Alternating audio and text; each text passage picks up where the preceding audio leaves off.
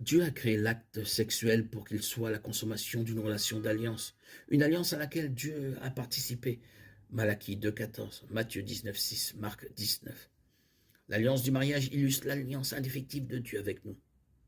Avoir des relations sexuelles en dehors du mariage viole l'intention de Dieu et entraîne de graves conséquences. Le péché sexuel souille plus que notre corps physique. 1 Corinthiens 6, 18. Il a une signification spirituelle. Presque tous les livres de la Bible renoncent à l'immoralité sexuelle, ce qui indique que Dieu la considère comme un péché grave.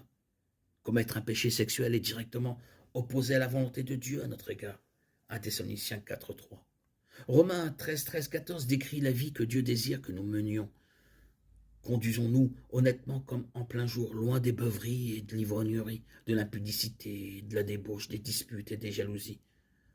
Mais revêtez-vous du Seigneur Jésus-Christ et ne vous souciez pas des désirs de la chair.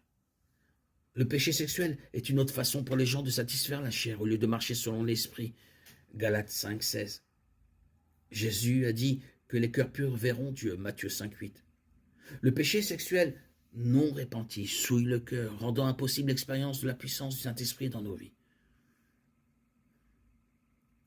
Si nous voulons être sanctifiés, nous sanctifier, posséder le cœur pur dont parle l'évangile de Matthieu, nous ne pouvons pas nous livrer au péché sexuel.